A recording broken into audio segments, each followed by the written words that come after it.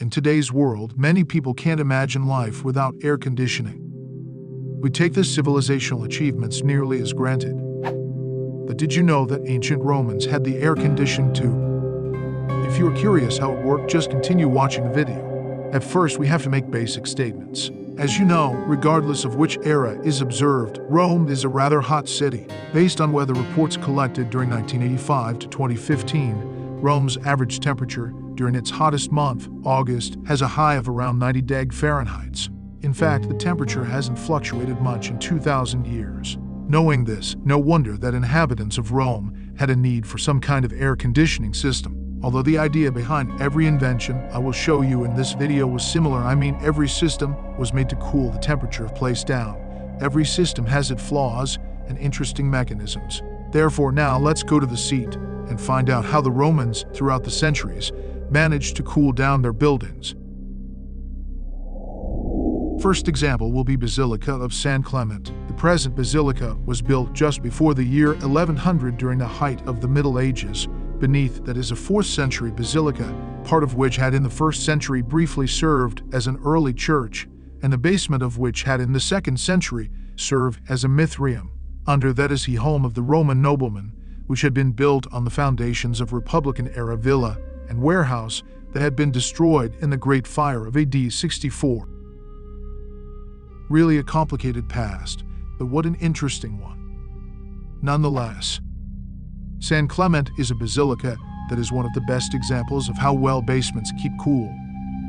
The top floor of the building itself is obviously warm, but because the church was built on top of previous churches, the lower rooms of the basilica stay extremely cool regardless of the temperature outside.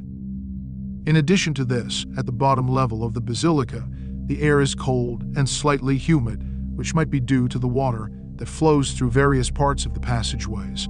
It allows people inside to feel comfortable no matter how strong is the light of sun and temperature outside. Not only are courtyards pleasing to the eye, but they also are excellent at helping combat hot conditions. Though Villa d'Este is an extremely large villa, it proves just how effective significant greenery and well-designed buildings are. The use of green spaces is essential, as shaded surfaces can be anywhere from 52 to 77 Fahrenheit cooler than the surrounding unshaded surfaces, and evapotranspiration, alone or in combination with shading, can help reduce peak summer temperatures by 2 to 9 degF, according to the United States Environmental Protection Agency. Outside garden of Villa d'Este is extremely hot in the sun, but significantly cooler when next to any of the many sources of water and under the tall trees and shrubs provided shade. As you get closer or come across a fountain that had a large source of flowing water, the air felt much cooler versus the ponds, which had still water, or the more open areas of the garden. It is clearly an amazing and beautiful way to cool a huge space. An interesting thing to note is that ancient Roman architects took wall thickness into consideration depending on what type of building they were designing. This is an important concept to understand, since stone acts as a phenomenal insulator and prevents heat from penetrating the stone for long periods of time, keeping the inside cooler. You can see an example of this concept being utilized in the construction of the Colosseum. The thickness of the walls of the Colosseum can be seen from outside. Since the walls are so thick and there is so much space within the walls on the bottom floor, the inside of the Colosseum, after entering, is considerably cooler than outside the walls. A portico is a covered entrance to a structure supported by evenly spaced columns and is a prime example of a building designed to keep the covered area cool, as one of the purposes of a portico is to transition from an indoor to an outdoor space. While there is still a ceiling for cover, the openness between the pillars allows air to easily flow into the shaded area. Romans managed to keep their homes cool during summer months by applying a series of architectural tricks that provided ancient forms of air conditioning. They pumped the cold and constant flow of water from the aqueducts. Cold water from the springs was sent down aqueducts and into lead or ceramic pipes, which were built into certain parts of the inner section of walls. The cold water constantly traveled through the brickwork and combated the heating outside surface, decreasing the total amount of heat inside the home. This was a construction that only the richest citizens could have had in their house, but still the technology was there, and it is incredible.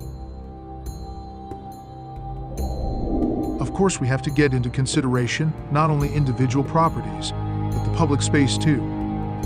In order to cool spaces down, such as the busy streets, Romans utilized architecture, water, and gardens or greenery. One of the easiest methods that was used to cool down the streets was designing tall buildings and narrow streets.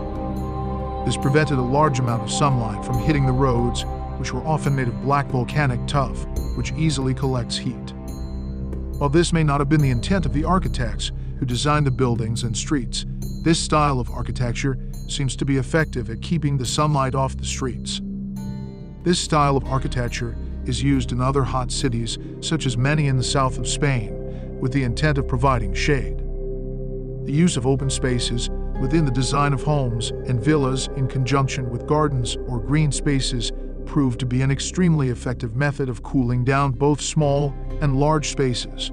Villas in themselves are a perfect example of the excellent use of architecture with the purpose of cooling down larger spaces, as well with long lines of both covered and open walkways that control airflow and links with gardens planted with tall trees, bushes, or shrubs that provide shade. Early architects such as Vitruvius, who wrote De Architectura, were aware of the effectiveness of using open space and greenery. This can be seen as ancient Rome has a large percentage of villas containing gardens and public green spaces in general. Finally, luxurious fountains are great at cooling the surrounding air temperature, whether it be in a villa or in a public space, and were widely used in ancient times. I hope you enjoyed the video and learned something new. If yes, consider leaving a like and subscribe. This was History Revamped. To the next video.